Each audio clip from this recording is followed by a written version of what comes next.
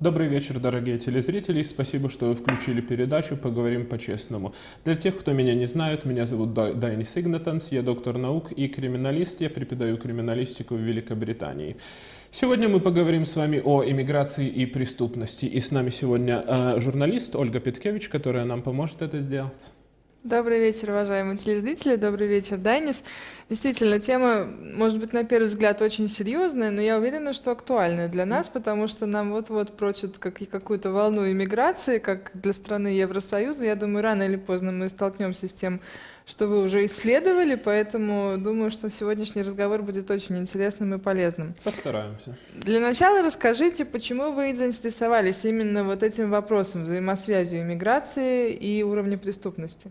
Да, тема эта большая, особенно в Великобритании. Так как я работаю в Великобритании, я в основном там это и исследовал. И начнем с того, что поговорим о количестве иммигрантов в Великобритании. На данный момент около 8,5 миллионов жителей Великобритании являются гражданами другой страны. То есть примерно 13% населения Великобритании являются иммигрантами. Не большинство из них являются иммигрантами из Европейского Союза, но, конечно, около 4 миллионов примерно на данный момент из них из стран Европейского Союза, в основном из Польши. В основном из Польши и тоже из стран как Латвия, из стран как Литва, из такой славянской части Европы, из Восточной Европы, как ее называют в Великобритании. Так что, наверное, интерес к этой теме из-за того, что иммигрантов в Великобритании много. Это тема, про которую мы говорим повседневно. Это тема, которая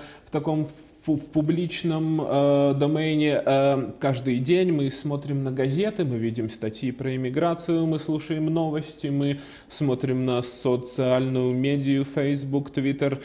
Все говорят о иммиграции. Новые законы, новые политические партии, о чем они говорят почти всегда о первом, но всегда о иммиграции в Великобритании. Кто-либо хочет пробиться в политике, в основном пытаются создать что-то насчет иммиграции. То есть интересно, наверное, потому что когда люди говорят о чем-то настолько много, рождается вопрос, почему мы говорим о этом настолько разно?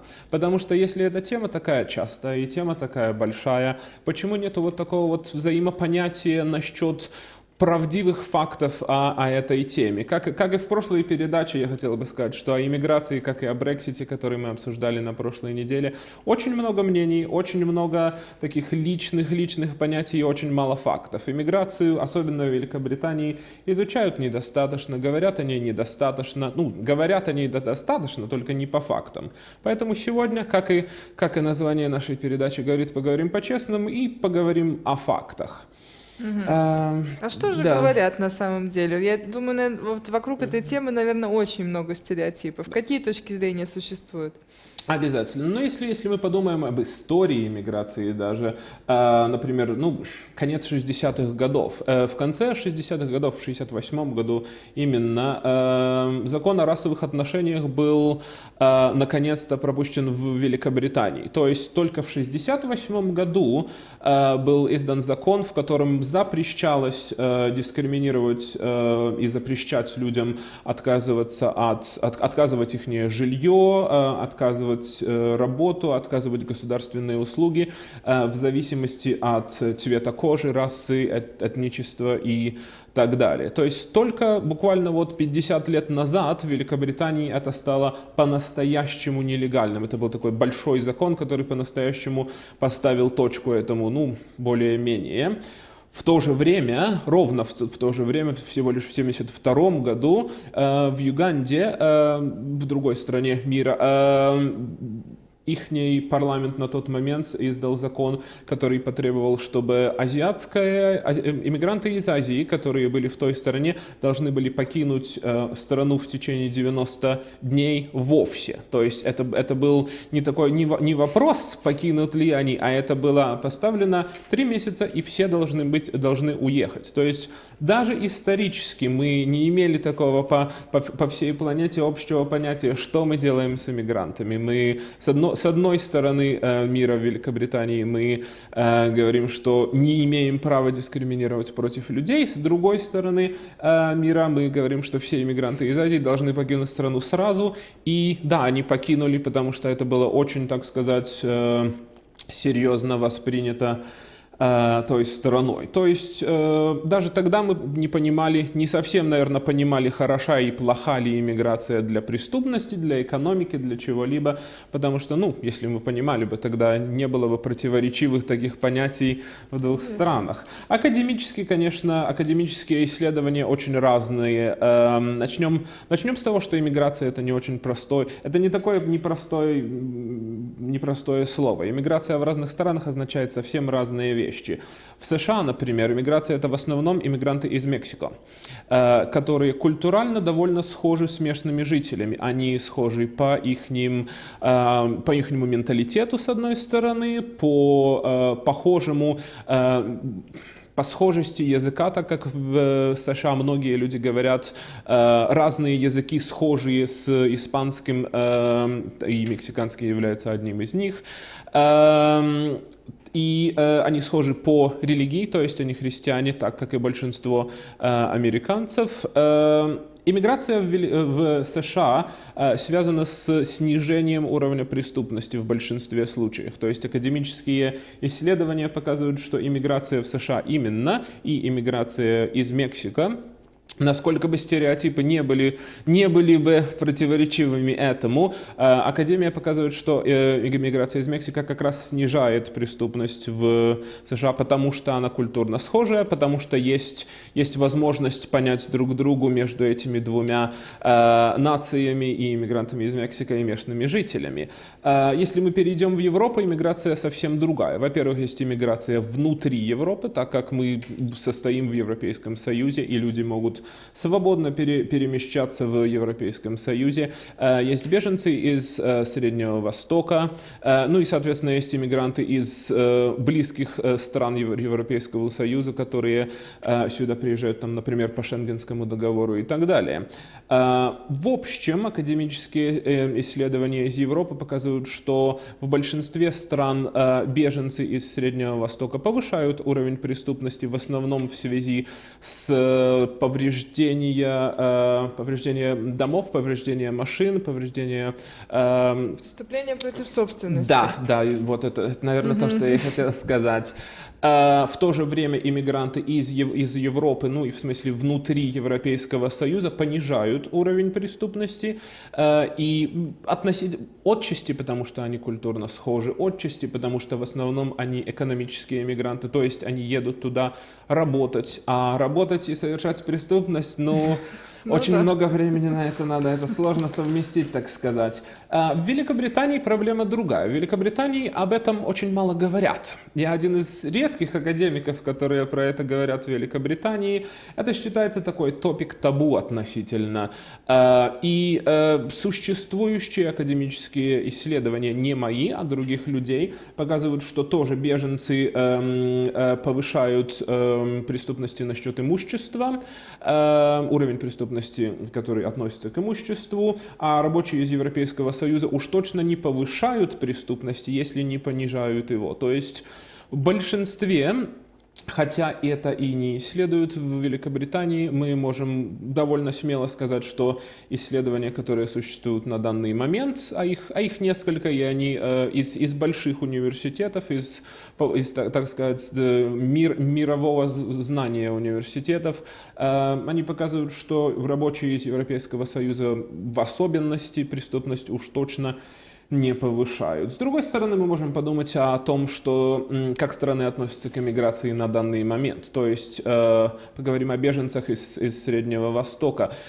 Есть страны, как Венгрия и Польша, которые по большому счету полностью отказались брать беженцев вовсе.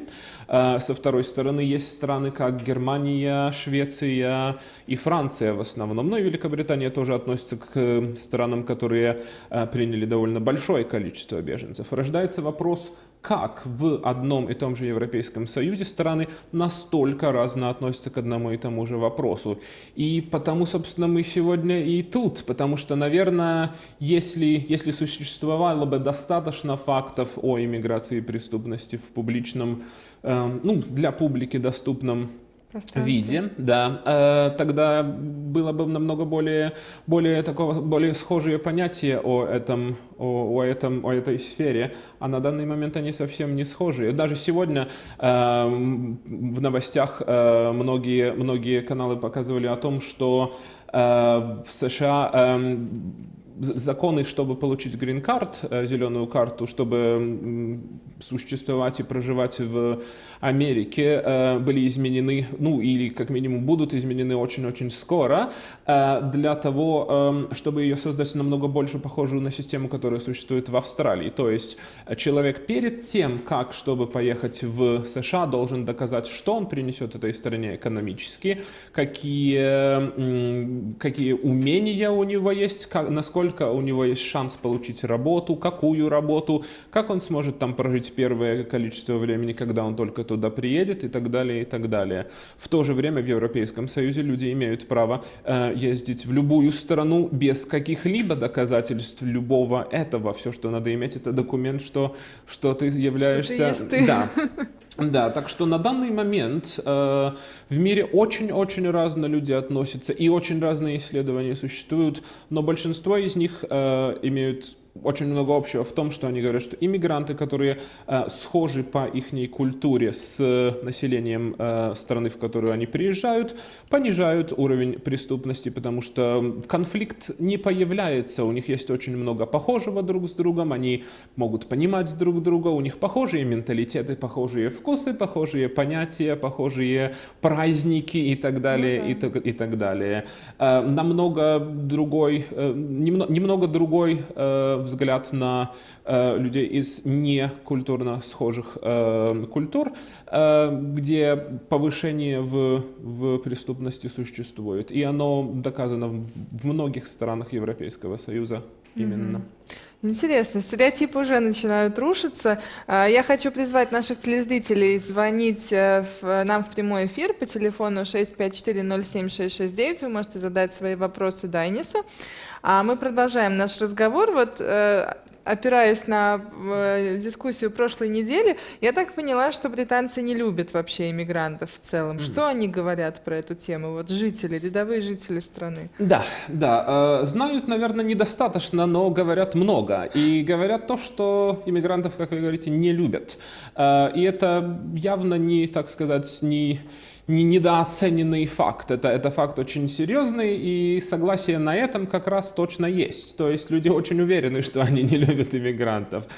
Существует такая организация, как Оксфордская миграционная обсерватория. То есть это университет Оксфорда, в котором существует именно отдел, в котором иммиграция исследуется очень-очень на высоком уровне. Это один из лучших, наверное, я сказал бы, мест, где можно почитать про иммиграцию в Великобритании. И то, что их социальные исследования показывают, что когда у людей в Великобритании спросили буквально год назад, что является самой важной проблемой в Великобритании, экономика, Европейский Союз, возможность найти жилье, терроризм, здравоохранение или иммиграция. Иммиграция выиграла этот опрос очень-очень легко. То есть люди явно считают, что иммиграция – это главная проблема.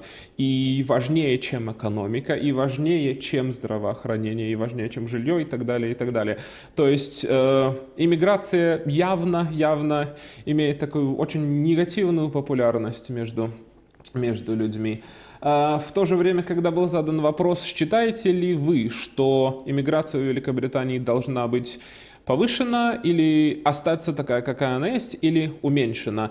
Более 75% сказали обязательно уменьшена, менее 4% сказали, что повышена. То есть это не так, что туда-сюда, это не так, что люди не были уверены в том, что они говорят, они были уверены в том, что они говорят. Соцопросы, конечно, чисто анонимные, имена, фамилии не спрашиваются, и поэтому, наверное, достоверность в том, что это люди считают, тоже появляется, потому что когда личные данные не собираются, тогда, наверное, люди более готовы говорить, что они про это думают. Послушайте, ну мы же говорили вот про то, что это 12% населения. Это огромный двигательный механизм экономики Британии. Почему они их так не любят? Рождается вопрос. Во-первых, надо понимать, как иммиграция в Великобритании распределена. Она распределена довольно специфично. Иммигранты не живут просто по всей Великобритании, они не живут равномерно во всех городах, они не живут равномерно в деревнях и в городах. Во-первых, более трети всех иммигрантов живут в Лондоне. То есть в одном городе более трети всех иммигрантов страны. А во-вторых, надо понимать, что иммигранты живут очень-очень скопленно, очень концентрированно. То есть иммигранты не живут друг с другом, они живут обычно с людьми из одной и той же культуры. У нас есть звоночек, Да. давайте примем. Добрый вечер, вы в эфире. Здравствуйте. Здравствуйте. Меня зовут Мария, и у меня есть вопрос. Извиняюсь заранее, может быть, я повторюсь, так как смотрю передачу не с самого начала. И такой вопрос. Возможно ли травля иммигрантов со стороны местных жителей? Нет ли опасности для жизни или какого-то притеснения? Спасибо.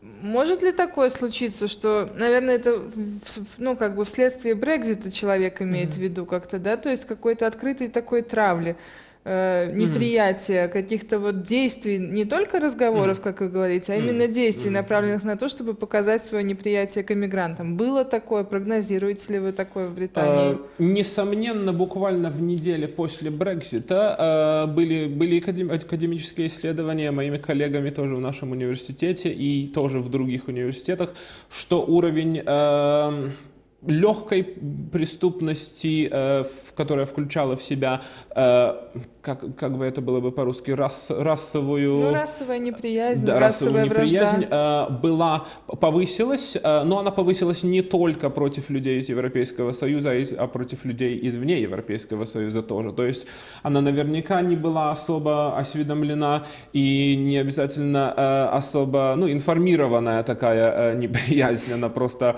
была. Сам лично могу смело сказать, что иногда, да, на автобусных стоишь и спросят, а ты откуда? А тебе пора домой. Да вы что? Да. Раза 3 точно было за последний год. Хотя вы-то как-нибудь выглядите переживу. уже как местный, то есть у вас чисто английский, я вообще не представляю, как они, то есть распознают вас, что вы не оттуда. Догадываются, наверное, ведем мы себя по-другому. Ничего себе. Травля по-настоящему, я бы это явно не предвидел бы, потому что, во-первых, существует достаточно противопреступных механизмов в Великобритании, которые останавливают какую-либо травлю. Во-вторых, любые расовые неприязни, когда они связаны с преступностью и с дискриминацией и так далее, в Великобритании очень серьезно восприняты полицией и другими правоохранительными органами. То есть любое преступление, если к нему еще и подключена дискриминация в какой-либо форме, то, что за это получает преступник, намного хуже, чем то, что если он это преступление сделал бы без вот этого дополнения. То есть я явно не предвидел бы никаких больших массовых физических или публичных проблем в этом смысле. А что люди говорят? Что они говорят, мы видим по фактам. Не любят они иммигрантов. Слушайте, даже вас, надо же. У нас есть еще звоночек. Да. Добрый вечер. Добрый вечер. А можно задать вопрос? Можно, задавайте. Скажите, пожалуйста, каких иммигрантов в Британии больше? Из Восточной Европы или все-таки из мусульманских стран? Спасибо. На данный момент страна, из которой иммигрантов больше всего в Великобритании, является Польша. То есть людей с паспортами Польши, чем с паспортами других стран, является больше всего. Но второе место является Индия, и очень близко на той же таблице Пакистан, очень близко на той же таблице другие страны из Южной Азии. То есть Именно по странам это Польша, по религии напрямую это исследовать было бы очень сложно, потому что люди из разных континентов не обязательно относятся к определенной религии, то есть люди из Индии не являются мусульманами почти никогда и так далее. Но по стране большинство людей в Великобритании, несомненно, из Польши. Ничего себе. Ну что ж, давайте, может быть, перейдем именно уже к вашему исследованию. Мы много говорим вокруг да около. Каковы основные тезисы, к которым вы пришли, вот, исследуя лично взаимосвязь преступности и иммиграции? Да, если говорить в целом о иммиграции, что является очень типичной ошибкой любого исследователя, любого академика, в общем иммиграция и не повышает, и не понижает уровень преступности, потому что иммиграция — это слишком большой термин. Мы не можем скинуть в одну и ту же кучу людей, которые приехали из Европы и, например, жили там неделю, людей, которые приехали из Европы и жили там 20 лет, людей из Среднего Востока, людей из Южной Азии и так далее, и так далее, и так далее, и сказать, что все они просто являются иммигрантами. Это люди с очень разными культурами, это люди с разными менталитетами, понятиями, нравами, желаниями и даже целями, почему они едут в Великобританию. Поэтому в основном надо делить каким-то способом. Или по региону, откуда эти люди приехали, или по цели, почему они приехали в Великобританию. То есть экономические иммигранты, большинство которых уж точно являются из Европейского Союза, из той же Польши, из Латвии и так далее, люди, которые едут в Великобританию работать, явно связаны с упадком в уровне преступности, любой преступности, то есть и телесных повреждений, и преступности в связи с имуществом, и воровством машин и так далее, и так далее. То есть люди, которые туда едут работать, они там работают, а когда работают, тогда преступностью они не занимаются. В общем, вообще, конечно, да, европейские иммигранты связаны с самым большим падением всех видов преступлений по Великобритании, и это в Великобритании есть очень большие статистические datasets, данные, которые собирают каждых 10 лет о том, где иммигранты живут, из которой страны эти иммигранты, сколько они там проживут, как они там работают и так далее. И города, в которых был самый большой приток иммигрантов, в основном из Европы, но даже общих иммигрантов в последних 10 лет, имели самый большой упадок в уровне телесных повреждений.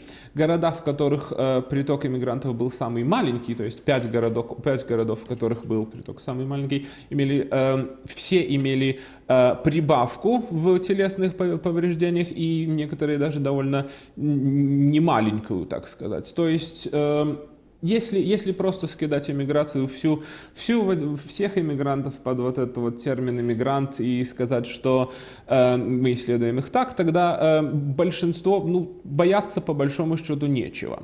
Если это все поделить на другие группы, тогда, как я вам уже и объяснял, иммигранты живут очень концентрированно, и проблемы, и бонусы ихнего присутствия тоже очень отличаются. То есть, возьмем Лондон как, так сказать, главный город Великобритании, столицу Великобритании. Вы когда-нибудь были в Лондоне? Была. Да, вы наверняка видели, как разные части Лондона поделены, очень явно поделены по разным странам, и группы иммигрантов живут явно с людьми из своей же страны, даже не из своего региона, и даже не просто из своей там религии и так далее, они живут с людьми из своей страны. Есть регионы, в которых большинство людей из Пакистана, большинство людей из Ирана, большинство людей из Польши и так далее, и так далее. Есть латвийский региончик, есть русский региончик, всего есть. И их всех очень легко увидеть просто посмотреть на них хватает того, чтобы понять, которая сторона тут присутствует. Поэтому преступность не одинакова во всех этих регионах. Например, в связи с восточными европейцами, которыми люди из Польши, Латвии, Литвы и так далее, уровень именно преступности довольно низок, но уровень антисоциального поведения довольно высок. То есть вместо того, чтобы совершать большое количество преступностей в регионах с большим количеством людей, из Польши, из Латвии, из России и так далее, большое количество легкого алкоголизма, легких драк на улице, так сказать, ну, поведение, которое... Хулиганство. Легкое хулиганство, да. Оно даже не до уровня преступности, оно больше до уровня такого допреступного уровня, где еще даже и рано задерживать, еще даже и рано уж точно сажать. В основном за это, ну, говорят идти домой и протрезветь иногда. Ну, это часть менталитета. У нас вот свадьбу без драки, например, до сих пор не празднуют. Просто британцы к этому не привыкли. То есть получается, что высокие показатели иммиграции — это даже хорошо для страны? Можно утверждать об этом?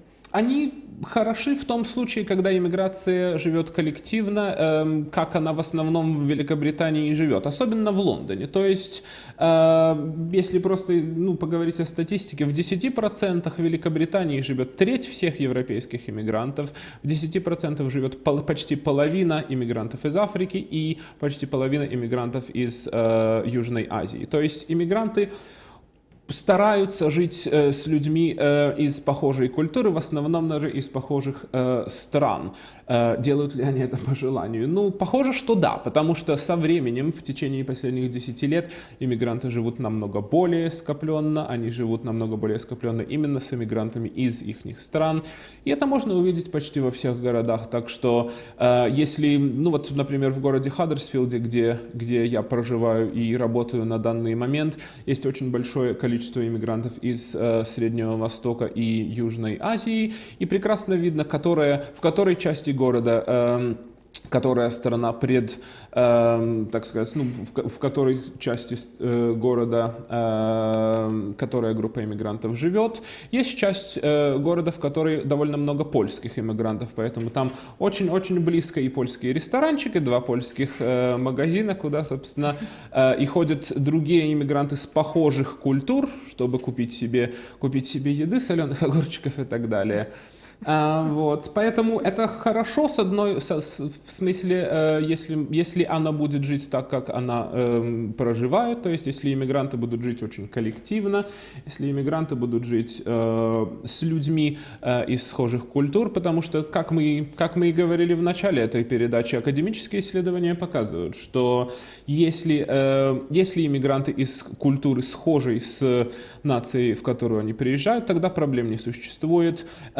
Даже если, если мы берем пример Великобритании, в регионах, в которых так предположимо живут люди из культур намного более других, чем европейские, например, люди из Южной Азии, люди из Ближнего Востока и так далее, в них уровень преступности не намного выше, чем такой средний уровень в Великобритании. То есть, когда эти регионы когда в регионах существует одна главная группа иммигрантов, тогда это хорошо. И это очень хорошо для экономики особенно. То есть, в смысле европейских иммигрантов, регионы, в которых очень много иммигрантов из в основном Восточной Европы, приносят очень большое количество денег Великобритании, потому что большинство людей там работают, большинство людей, конечно же, платят налоги, потому что они работают легально, они живут там легально, они работают там легально, ну и налоги они платят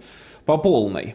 И европейские иммигранты очень-очень редко живут на пособиях, поэтому хорошо ли для Великобритании высокий уровень иммиграции? Уровень иммиграции из Европы на данный момент экономически уж точно ей приносит довольно много денег и по преступности проблем не приносит. Какие молодцы наши. Прям гордость за наших сограждан. Послушайте, ладно, они экономические иммигранты, а жители третьих стран Евросоюза, они с какой целью приезжают и приносят ли они какую-то пользу вообще стране? Да.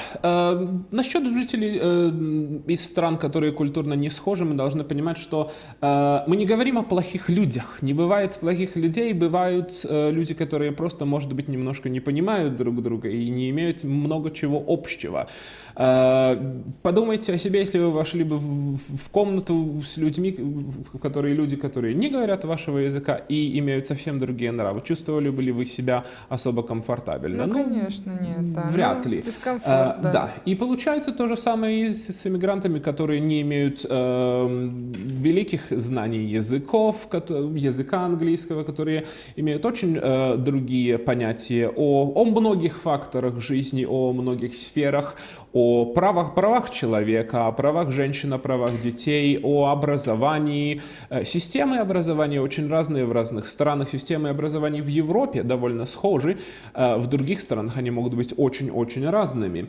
Поэтому иммигранты из третьих стран тоже стараются жить очень-очень концентрированно, но мы должны говорить о таких вещах, как ассимиляция, интеграция и других вот этих словах, которые люди любят использовать насчет иммиграции и которые не особо, видимо, где они происходили, потому что эти слова мы используем часто, но доказать, что это особо настоящий фактор в жизни иммиграции в Великобритании очень сложно, потому что, как я и говорю, иммигранты живут более и более кучно, они создают свою экономику, они создают свои магазины, в которых продукты очень часто не переведены на английский, то есть, если ты заходишь в тот магазин, ты видишь язык только той стороны, то есть, если ты англичанин, который заходит в тот магазин, ты не знаешь, что там продают.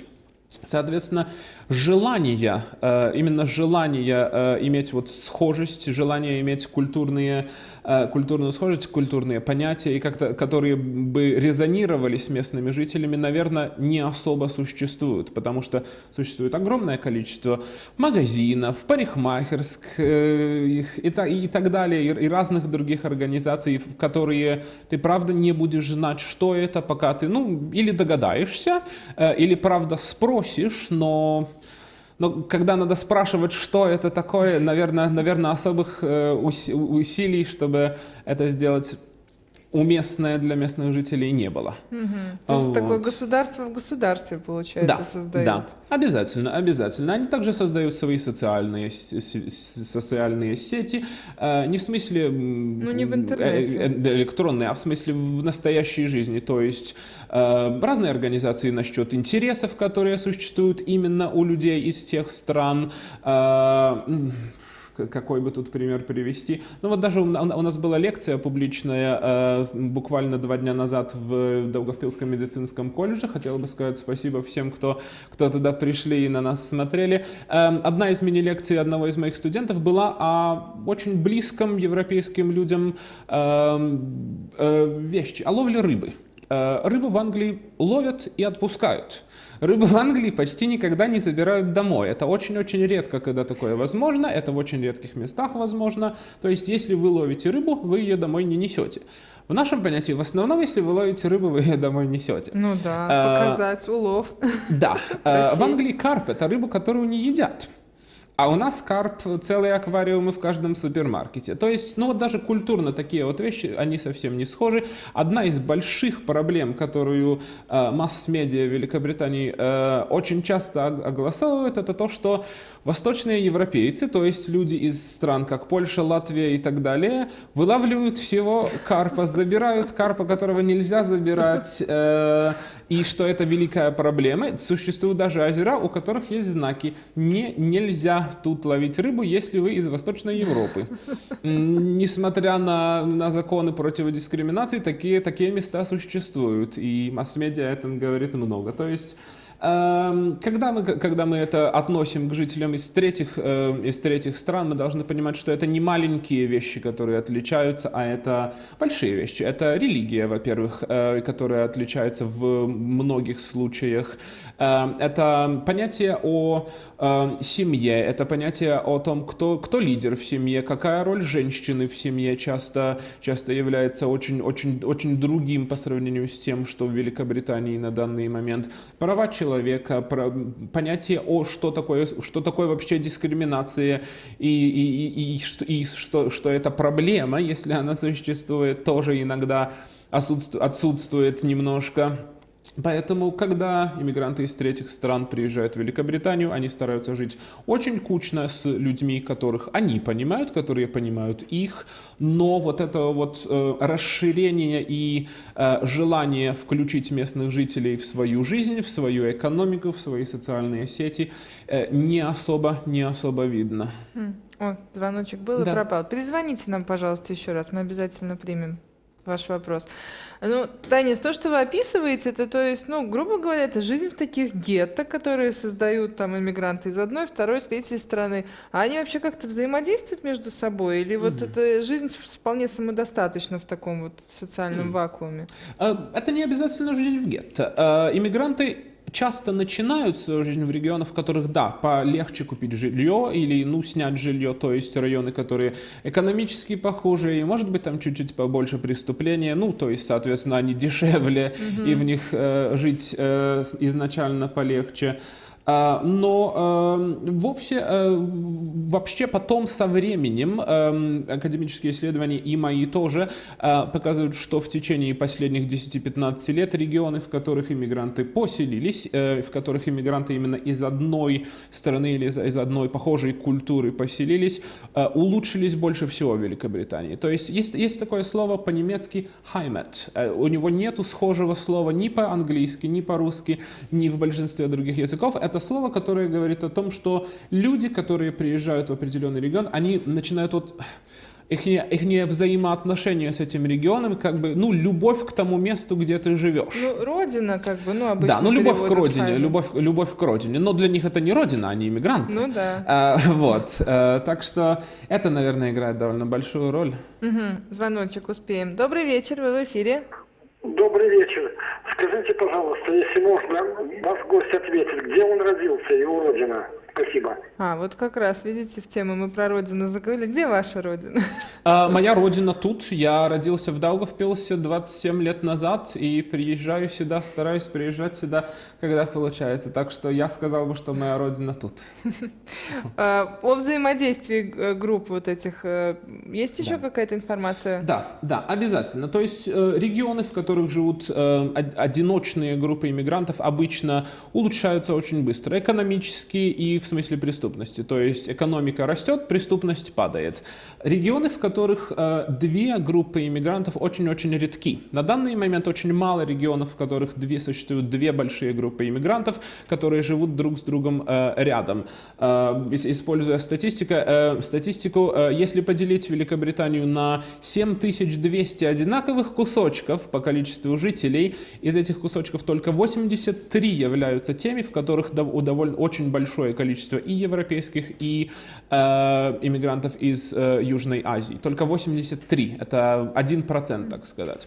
Эти регионы очень редки, и часто они связаны с высокой преступностью. То есть регионы, в которых много и европейских иммигрантов, и иммигрантов из Южной Азии, в них преступность довольно высока, и вся преступность, то есть и телесные повреждения, и преступность против имущества и так далее. В то же время районы, в которых много европейских и африканских иммигрантов, как раз имеют очень низкий уровень преступности, но в тех регионах в основном очень много работ, очень много возможностей найти работу и очень густое население. То есть это регионы, в которые люди приезжают работать, и, наверное, ну, может быть, у них нет особо много времени лишнего, чтобы заниматься преступностью, но это именно в районах, в которых очень много европейских и африканских иммигрантов вместе. В районах, в которых много или африканских и азиатских иммигрантов, или и европейских и азиатских иммигрантов, преступность довольно высока. То есть, есть ли много желания кооперировать, срабатываться и так далее, ну, статистика показывает, что, наверное, не всегда. Звоночек. Добрый вечер. Добрый вечер. У меня к вам такой вопрос. Скажите, а правда, что в Англии уже есть города, где местных жителей, британцев, меньшинство? Спасибо. Есть ли такие города? Города нет, города ни в коем случае. Есть небольшие регионы, в которых иммигрантов до 70%. То есть есть регионы, в которых иммигрантов может быть до 70%. Но мы это не говорим города ни в коем случае. Это именно части городов. Есть города, в которых иммигрантов очень-очень мало. Есть города, в которых иммигрантов в некоторых регионах даже вообще нельзя найти. Их там не бывает. То есть если брать как по большому счету, нет, но если поделить города на меньшие вот такие небольшие райончики, тогда есть районы, в которых местных жителей меньше, чем иммигрантов, несомненно. И в таких районах всегда будет только одна доминирующая группа иммигрантов. Это не будет микс, смешанные группы иммигрантов, это всегда будет одна. Послушайте, ну вот то, как они вот приезжают и селятся, со временем создают такие вот свои районы, где доминируют, это ведь только исторически складывается. Вот, ну, такие ученые, как вы, например, вам остается, грубо говоря, только исследовать это и делать выводы. Вряд ли ведь на это можно как-то повлиять. Как вы думаете, можно как-то управлять этими группами? Повлиять на это сложно и нужно ли? Так как статистика показывает, что когда иммигранты живут рядом с людьми из похожих культур, рядом с людьми из тех же стран, тогда уровень преступности падает, экономика повышается.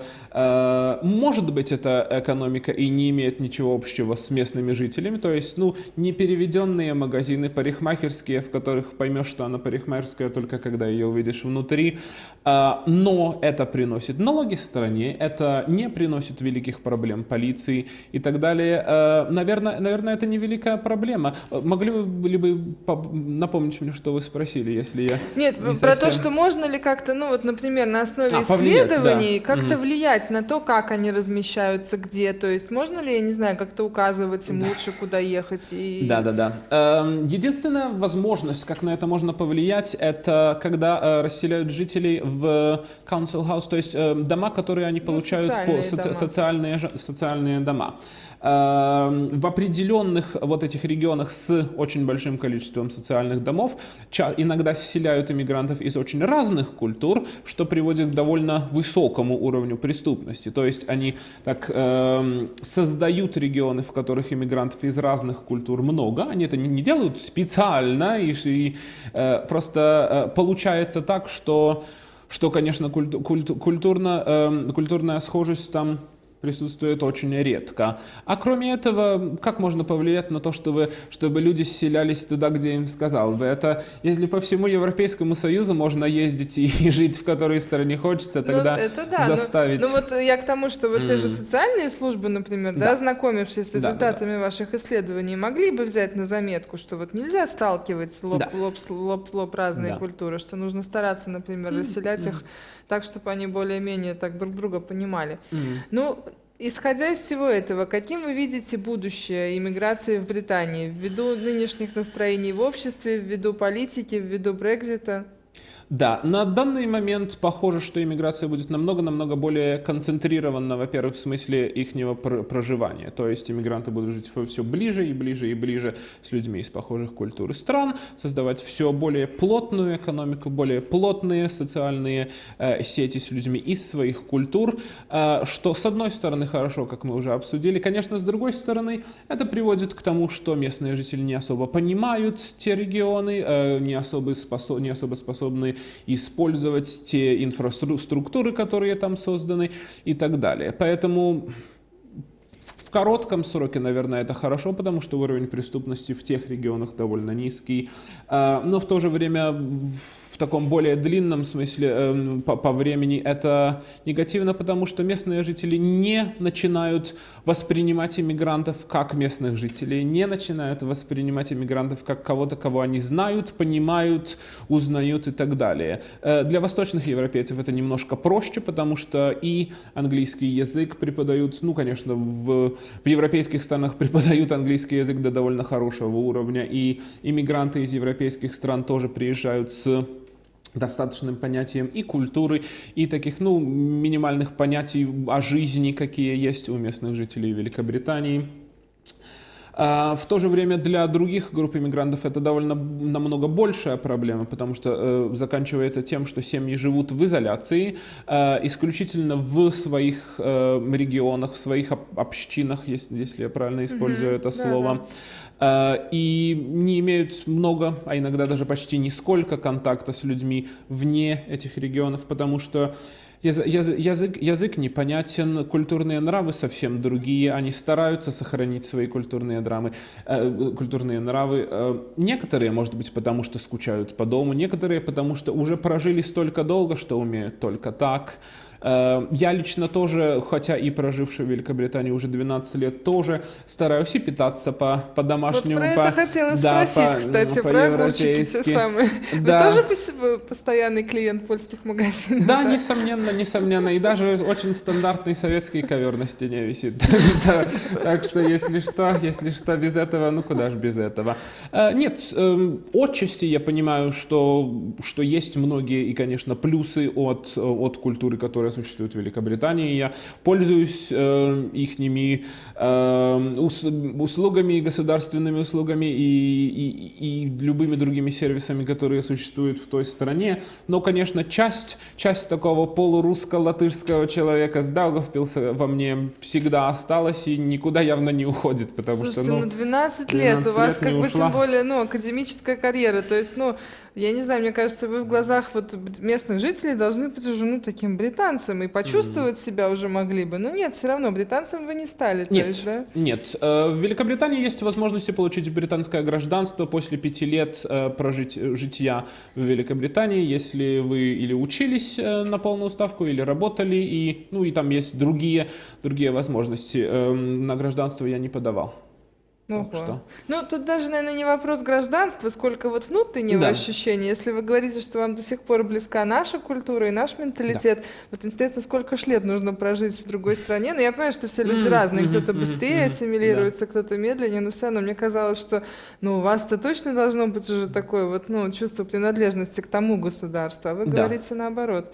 Я прекрасно понимаю, какие хорошие и прекрасные возможности в Великобритании у меня есть, но мелкие эти культурные вещи, они остаются, наверное, с детства, наверное, с того, что помнится, и там, где травка зеленее и так далее. Но и это можно подключить к тому, о чем мы говорим сегодня, потому что иммигранты, не все, я туда, например, приехал, мне было 15 лет, это теоретически еще была бы, наверное, возможность более-менее для большей интеграции и понятия культуры. А для людей, которые туда приехали, когда им 40, 50, 60, очень сложно просто приехать и поменять все нравы, поменять все понятия. Поэтому, наверное, это и приводит к тому, что иммигранты и живут друг с другом, и живут очень концентрированно, пытаются принести кусочек дома назад. И кусочек дома они приносят очень часто назад, потому что если... есть определенные места, в которых очень много русских жителей, очень много польских жителей и так далее, и так далее. Туда приходишь, видишь много вещей, которых можно узнать со своих стран. Например, во-первых, магазины всегда будут названы или явно по-польски, или явно по-русски. Латышских очень мало, потому что регионов именно с латышскими жителями мало, но есть русские магазины. В них продаются стандартные русские продукты, такие, которые, явно поймешь, что это что-то такое. Там медовый торт, стандарт тульский пряник, я не знаю, что-нибудь такое. Цветочки на окнах, на улице, не внутри, а на улице. В Англии это делают очень мало кто. Это делают исключительно заведения, кафе и так далее. Тут у каждого почти магазина они будут. Группы больших мужчин, пьющих пиво и сидящих на корточках вокруг одной бутылки тоже присутствуют. Но это, так сказать, стандартная даугавпилская картина. Поэтому, наверное, или скучают по дому, или пытаются принести дом туда, но что-либо это есть, оно приводит к тому, что иммигранты живут с людьми из очень похожих культур, с похожими нравами, и это приводит к тому, что они больше любят то место, поэтому, наверное, и уровень преступности ниже, и и домашние они себя чувствуют. Ну, для местных жителей я, конечно, понимаю, что это может видеться такой проблемой, это может казаться проблемой, когда не совсем понятно, про что эти магазины, про что эти здания. Вот что вы на когда них говорите про эти написано, да. магазины, у меня сразу первая мысль, Да. ну то есть для нас это привычно в Латвии, нельзя продавать что-либо в магазине, если на нем нет инструкции на латышском языке. Так мы охраняем свой язык, стоим на страже своей культуры. Наверное, британцы вот поэтому и переживают, что, может быть, их культура, собственно, начинает немножко растворяться вот в этих культурах, привнесенных извне, из других стран. Я понимаю, что это не ваша сфера исследования, как бы, ну, то есть уровень преступности и культуры, Да. но, наверное, где-то вот поэтому они и с такой неприязнью относятся к иммигрантам, что, может быть, боятся, что вообще осталось вот британское что-то такое, это Да. как-то пропагандируется на каком-то уровне, то есть какие-то местные праздники, а не то, что все стараются отпраздновать там праздники там приехавших из Польши, Латвии, там Ирана и так далее. То есть в какую Да. сторону идет? Некоторые местные праздники были запрещены в годах вот буквально в течение последних 10 лет, которые, конечно, ну, не было воспринято очень приятно местными жителями. Конечно, британская культура существует, она никуда не исчезла, но она так же, как культура иммигрантов, становится более концентрирована. То есть можно найти регионы, в которых явно живут почти 99% англичан, которые стараются это сохранить, как это было по возможности по-британски, ни в коем случае не по-другому. Поэтому исчезает ли она? Ну, сложно сказать, что она исчезает. В 1968 году, когда был как раз издан закон о расовых отношениях, был такой человек, Энохс Пауэлл. Он как раз было заседание консервативного парламента на тот момент, то есть партии, которая на тот момент уже была более-менее против иммиграции на тот момент. И то, что он сказал, что мы должны быть совсем сумасшедшими, как нация, впускать столько иммигрантов в нашу страну. Но это был 1968 год, это сказать можно было. Надо понимать, что на данный момент такие вещи уже политик не скажет, и, можно сказать, ни один человек в публике не скажет, особенно ни на какой конференции. Ну, дома за обедом не знаю, не слушал, да. но это уже... Ну, законы против дискриминации на данный момент запретят большинство вот таких вот как или травли иммигрантов, или противостояние иммигрантским культурам и так далее. Поэтому хотят ли люди и боятся ли люди, и что люди насчет этого считают, ну, с одной стороны, это отчасти подавлено, потому что все политические партии на данный момент, которые существуют в Великобритании, довольно мягко относятся к иммиграции. Ну, когда я говорю все, я говорю про большие, большие партии. Ну, общем... Нету такой партии, которая говорит, все, иммигрантов нету. Да. Толерантность, как Да. она есть. Да. Данис, подходя к завершению нашего разговора, давайте вот немножко в Латвию все-таки. Нам вот обещают вот-вот со дня на день очень много иммигрантов. Как-то в последнее время этот вопрос так угас, но и подозреваю, что рано или поздно на повестке дня он появится. Стоит ли нашим жителям бояться иммигрантов именно из третьих стран, вот из вне Европы? Как вы думаете? Да. Наверное, надо понимать, что проблемы не будут другими, как и у Великобритании. То есть схожесть по культуре, схожесть по нравам, схожесть по понятиям и, конечно же, по языку. Шансов, что люди имеют знание английского, куда больше, чем то, что они имеют знание латышского или русского. Поэтому надо понимать, имеет ли Латвия те ресурсы, имеет ли Латвия те возможности, чтобы создать благоприятные возможности для иммигрантов из третьих стран, если такие будут приходить к нам. Потому что как я и так сказать, сказал уже пример, что зайдя в комнату, в которой не знаешь никого и в которой не понимаешь никого, будет очень некомфортабельно. Поэтому это не столько, что надо бояться тех людей. Людей бояться не обязательно. Все плохие люди не бывают. Не про это речь. Речь про то, что можно создать такие обстоятельства для тех людей, которые настолько непонятны и настолько другие, что надо думать стоит и насколько это окупится, и насколько это будет хорошо как и тем людям, так и местным жителям. То есть повышение преступности в Великобритании существует в тех регионах, в которых существуют две группы иммигрантов, которые не схожие по культурам, по религии, по нравам, по понятиям о человеческих правах и так далее. в зависимости из которых третьих стран люди могут приехать, эти понятия могут тоже быть очень разными. Люди из третьих стран есть разные третьи страны. Ну да, конечно. Но если эти понятия очень разные, если понятия языка нету, и если культурные нравы совсем-совсем разные, тогда надо думать о том, есть ли возможность создать те благоприятные обстоятельства, чтобы те люди себя чувствовали комфортабельно и могли бы работать с местными жителями. Потому что если те люди будут полностью изолированы, если они должны будут держаться исключительно друг с другом и не понимать совсем, что будет происходить вокруг, как они смогут получить работу, есть ли возможности в стране обеспечить это, как они смогут жить в домах, в которых они не знают никого и ни с кем не могут говорить, если такая проблема появится. Если это все можно обеспечить, наверное, тогда это было бы прекрасно. Но так как в Латвии я знаю, что с ресурсами бывают проблемы, наверное, надо сначала хорошо обдумать, насколько эта идея разумна, потому что пригласить людей и позвать людей очень быстро, а проблемы создать настолько же быстро, если не продумать всю идею и все возможности, и все нужные процессы, которые надо принять. То есть не надо бояться людей, надо бояться непродуманных решений из-за быстрых решений тоже, потому что если будут созданы возможности выучить язык и использовать этот язык, если будут созданы возможности объяснить культуру и удостовериться, что эта культура понята и, так сказать, более-менее, не обязательно принята и использована, но как минимум не отторгнута теми людьми, тогда великих проблем не должно быть. А если просто позвать и сказать, вы приехали, это было бы очень сложно. Это было бы очень сложно. Практика показывает, что нету таких стран, в которых это сработало особо хорошо. То есть... А иммигранты из Евросоюза, как думаете, когда-нибудь вообще поедут к нам массово, так, чтобы мы их заметили? Сложно сказать. Наверное, большинство иммигрантов из Евросоюза едут в страны для того, чтобы найти много работ. Поэтому, когда у нас появится много работ, вы сами к нам вернетесь. Я сам сюда вернусь с удовольствием, как только так сразу.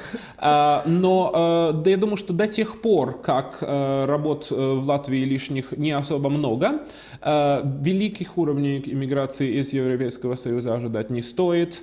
Но если иммигранты из Европейского Союза будут приезжать, надо понимать, что Восточная Европа — это люди славянские, которые имеют очень много схожего и в смысле языков. Очень легко понять, если понимаете русский язык, большинство других славянских языков очень легко понять. Они имеют схожие религии, они имеют схожие понятия о правах человека, о семьях, о ролях женщин, о детях, о воспитании, о поведении на улице и так далее. Поэтому особо бояться иммиграции из Европы, особенно из Восточной Европы, а что ее бояться? Конечно, все наши братья по языку, по культуре, по понятиям, как вы сказали. Главное, чтобы, было куда им приезжать. Я действительно буду очень надеяться, что через несколько лет мы сможем снова с вами встретиться в Даугавпилсе. Если не вы решите сюда перебраться на постоянное место жительства, то, по крайней мере, наша страна станет более привлекательной для людей действительно из Европейского Союза, которые, может быть, захотят поселиться в Латвии. Данис, спасибо вам большое за то, что вы приехали к нам, за то, что нашли время на эти прямые эфиры. Я думаю, что они были интересны для горожан. Записи наших разговоров будут доступны на портале Грани.ЛВ, так что если кто-то был в отпуске, на даче, отдыхал, их можно будет пересмотреть спустя некоторое время. И я думаю, почерпнуть много для себя интересной информации о том, как наши живут в Британии, о том, что об этом думают сами британцы, и, наконец, как влияет поток людей, постоянно движущийся внутри Европейского Союза и за его пределами, на уровень жизни и уровень преступности в стране. Так что спасибо вам большое. Да, я хотел бы сказать большое спасибо зрителям, которые включали наши эпизоды последних 2 недели и которые приходили на публичную лекцию. Надеюсь, сказал что-нибудь, что было полезным. Обязательно. Спасибо вам большое, Данис. Я прощаюсь с нашими телезрителями. До новых встреч в эфире канала Dotcom TV. До свидания.